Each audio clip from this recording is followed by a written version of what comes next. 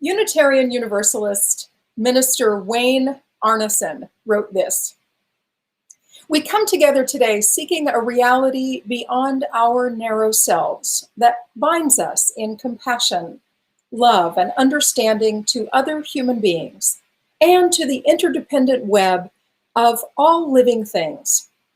May our hearts and minds be open to the power and the insight that weave together the scattered threads of our experience and help us remember the wholeness of which we are a part." Our theme this month is stillness. And while that may reflect a season that many people in our community celebrate as Advent, maybe some of us, others observe as the festival of lights that is Hanukkah, others await the return to longer days beginning ever so slowly at the winter solstice. Stillness depends on how we look at it. When sitting still in a dark house looking at the lights on our Christmas tree or Hanukkah bush, if you like, I can look still on the outside but still be churning inside. Likewise, if I see you in a dither, that may or may not be your outsides talking. You may be perfectly calm inside. I've been thinking about this inside-outside view of our congregation at First Unitarian Society in this strange COVID time. On March 15th, that was the first Sunday that we didn't meet in the sanctuary. In the assembly hall, sorry. We went inside and we learned to Zoom. All of you gathered here, whether it's your first time or you've been with us many times, you've learned to join this assembly from our distant places in Zoom. We learned a new thing and we haven't been back since, but we will. So on the outside, our building seems like it's quiet and things are not meeting as they were. It seems perhaps a little still, but there is so much motion happening. There is so much going on. We are not marking time. So I thought I'd tell you a little bit of what all is going on. If you read your Friday email and monthly newsletter, you know all this stuff. And if you don't, this is where you find the information.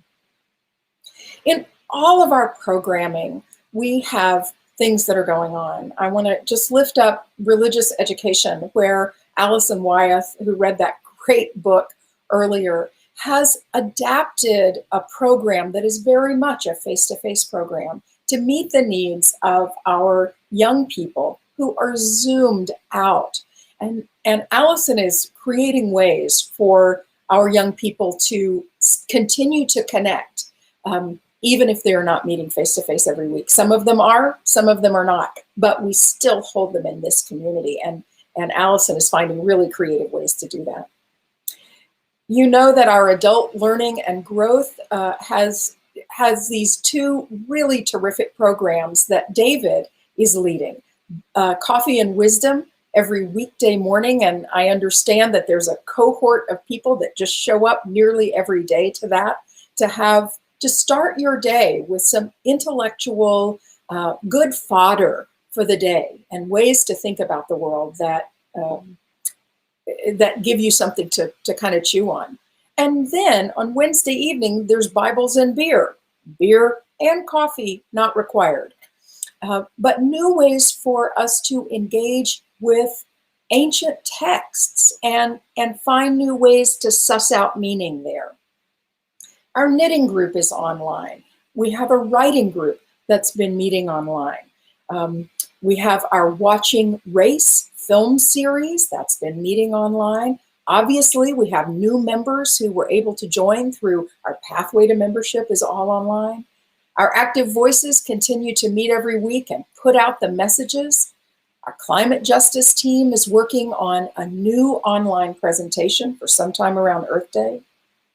We've got resource lists from both our climate justice team and our Moving Toward Equity team. The gallery, our art gallery, has a beautiful online space. It's so much fun to take a tour around the work that they've put in that online gallery. Our music program, that one's a little bit harder to connect, but I understand that the choir and people who sing together are having Zoom meetings just to connect. And we've been able to find all this other music to come to us in the interim while we don't have our choir and individuals. And we still get to hear Tim and other people that are beloved to us. And of course, Barb. Our board and our foundation continue to meet and do the work of the congregation.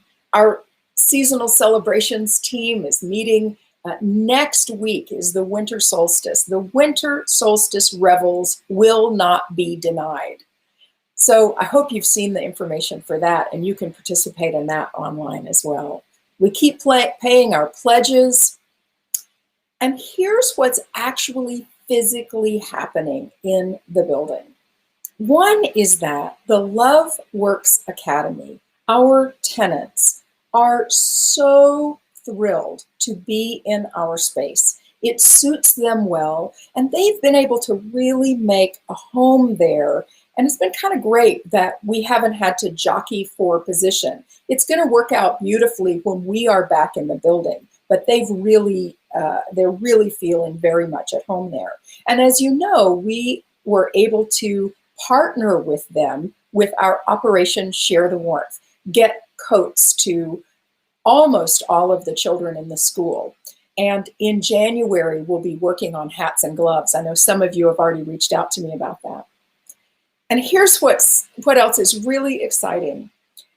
A tech team, both volunteers and staff, are upgrading the technology in our upper assembly hall so that those of you who are joining us from afar will be able to be continued.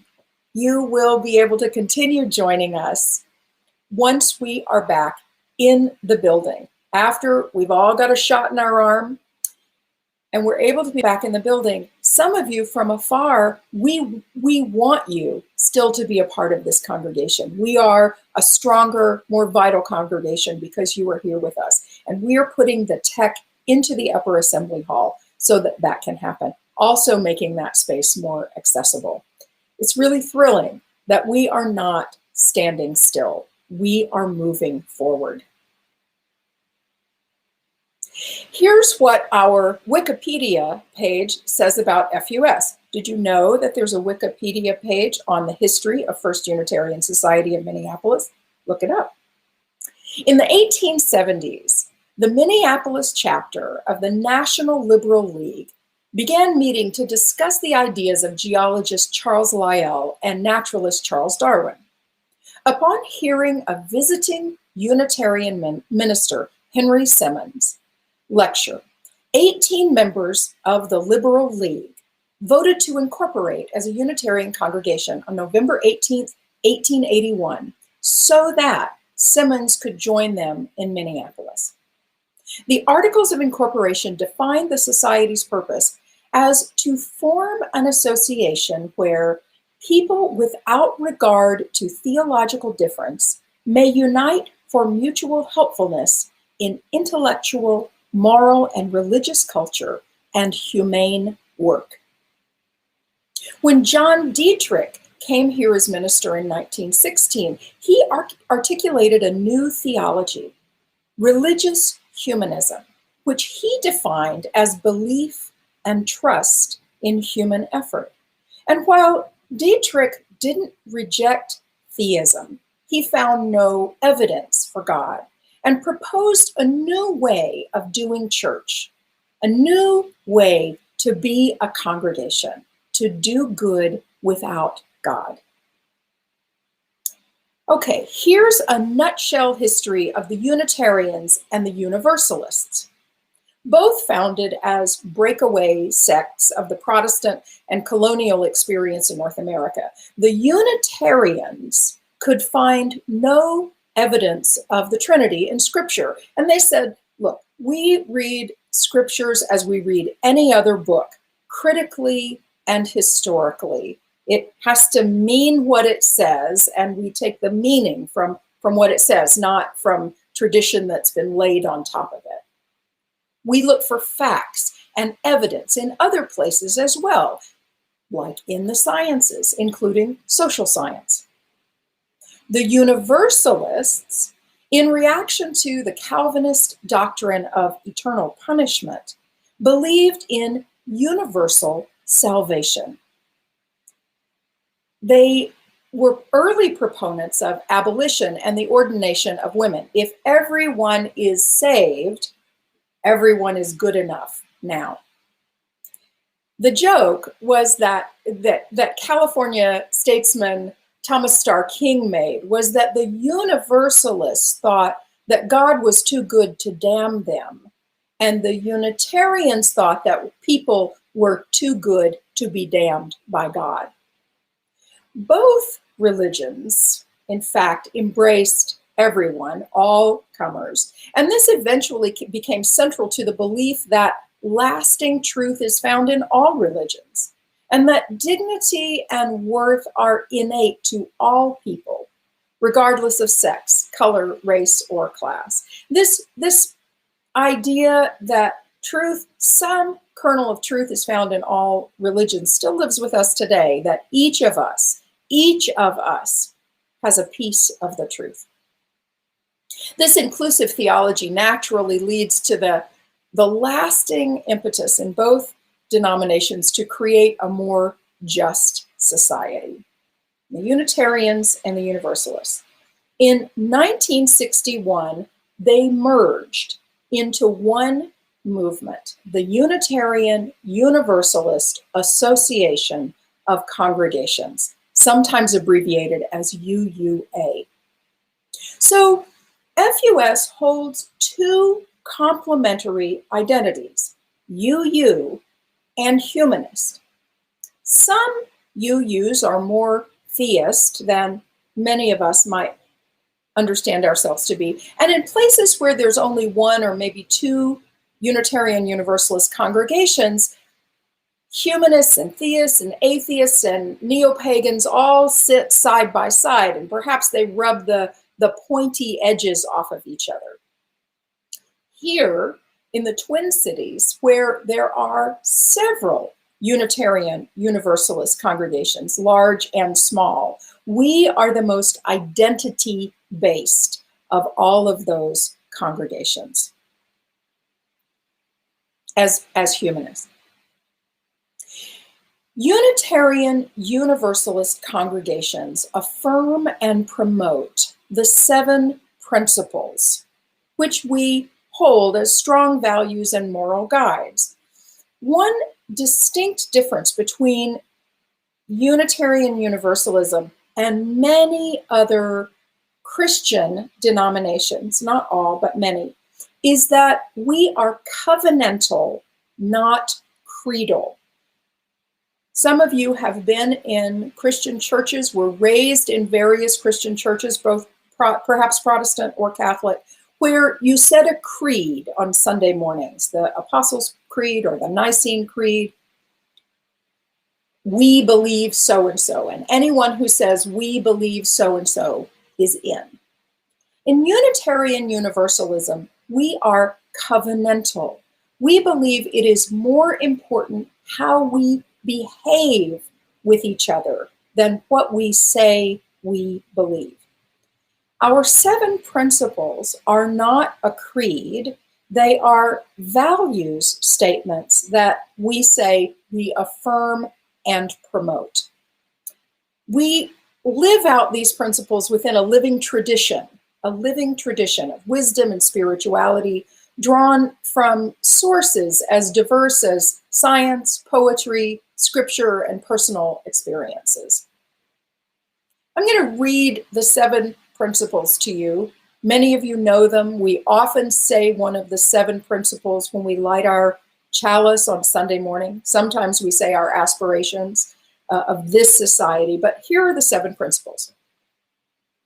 We affirm and promote the inherent worth and dignity of every person, justice, equity and compassion in human relations, acceptance of one another and encouragement to spiritual growth in our congregations, a free and responsible search for truth and meaning, the right of conscience and the use of the democratic process within our congregations and within society at large, the goal of world community with peace, liberty, and justice for all, and respect for the interdependent web of all existence of which we are a part. Those were first articulated in 1960 in preparation for the merger, and then revisited in 1984 to add the seventh principle, to add the interdependent web to the seven principles. In 2013, a woman named Paula Cole Jones, who is an activist and was a member of the UUA regional staff, said, you know, you could be fully immersed in those seven principles, really living your life based on those values, and never have to negotiate with systemic racism. Certainly we talk about justice, equity, and compassion. Certainly we talk about the worth and dignity of every person, but we never have to negotiate with systemic racism. And to that end, Ms. Jones proposed the eighth principle. Now, if you read my newsletter article, you know that the eighth principle is pretty wordy. It's a little bit clunky language. And yet, congregations all across the UUA are working to affirm this idea so that we can, in the next couple of year cycle, have an eighth principle added to that list of seven principles. Here's how it goes at the moment. We covenant to affirm and promote journeying towards spiritual wholeness by working to build a diverse, multicultural, beloved community by our actions that accountably dismantle racism and other oppressions in ourselves and our institutions. Journeying towards spiritual wholeness by working to build a diverse, multicultural, beloved community by our actions that accountably dismantle racism and other oppressions in ourselves and our institutions. Our Moving Toward Equity team at FUS has taken on adoption of the eighth principle as a project that we want to lead First Unitarian Society through in this program year. We are not sitting still. We are not marking time. We are moving forward. Ms. Jones is coming here for a workshop in March, a virtual workshop. She'll be with us virtually, of course, sponsored by our Moving Toward Equity team. And please look out for more information coming for that. I think the date is March 13th, but we'll be talking about how we can be involved in that. She's been working with congregations all across the country to do this. And our goal is to get a proposal to adopt support for the eighth principle, the idea, and not getting hung up on the wording, at our annual meeting in May. So to that end, members of the Moving Toward Equity team, especially Sue Blackwell and myself, will be meeting with those various groups that we were talking about.